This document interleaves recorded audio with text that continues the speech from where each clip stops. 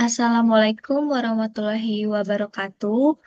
Perkenalkan, nama saya Anindita Amelia Putri dengan NIM 4444230031. Di sini saya akan menjelaskan mengenai uji kadar protein menggunakan metode turbidimetri.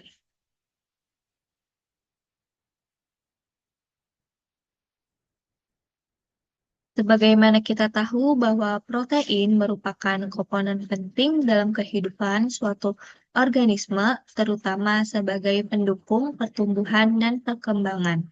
Karena protein merupakan makromolekul penyusun tubuh atau penyusun sel yang sangat berperan dalam menentukan ukuran maupun struktur sel.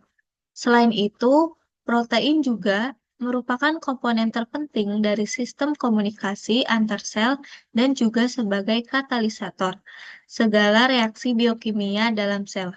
Fungsi lain protein adalah protein juga berperan penting dalam perkembangan sel-sel otak, mengganti sel yang rusak dan memelihara sel. Protein juga dapat dikatabolis untuk menghasilkan energi. Tujuan dilakukannya analisis kadar protein yaitu agar dapat menentukan nilai gizi dari suatu makanan karena protein merupakan salah satu parameter yang penting dalam menentukan nilai gizi. Semakin besar kandungan protein dalam suatu bahan makanan, maka semakin tinggi pula nilai gizinya. Salah satu metode sederhana untuk mengukur kadar protein ini adalah dengan cara metode turbidimetri. Nah, pada metode turbidimetri ini, penurunan intensitas radiasi yang diteruskan akibat kekeruhan tersebut dapat dihubungkan dengan konsentrasi protein dalam larutan. Turbidimetri ini digunakan sebagai metode untuk menentukan protein sederhana jika semua kondisi pengujian adalah konstan, maka konsentrasi dapat ditentukan hanya dari kurva kalibrasi.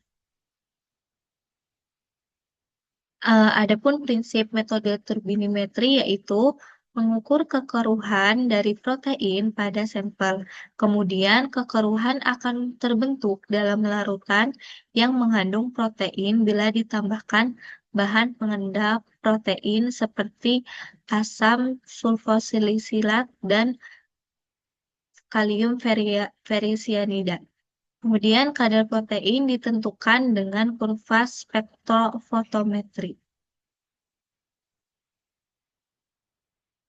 Nah, adapun alat dan bahan yang digunakan dalam metode turbidimetri pada uji analisis kadar protein yaitu ada alat spektrofotometri, tabung reaksi, pipet tetes, sentrifugasi, kuvert, gelas beker, tabung sentrifugasi, mikropipet.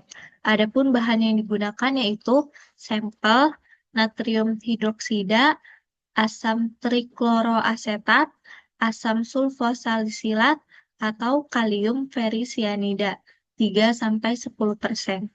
Kemudian ada Aquades dan larutan BSA.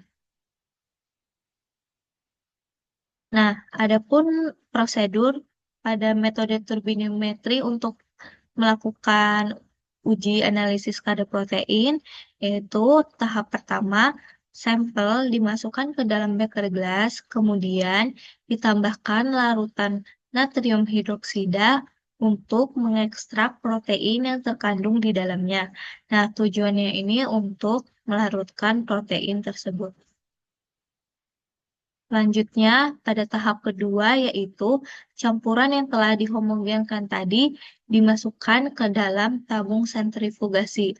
Lalu disentrifugasi menggunakan kecepatan 15.000 rpm selama 20 menit pada suhu 4 derajat Celcius. Nah, tujuannya itu untuk memisahkan protein terlarut dari komponen tidak terlarut.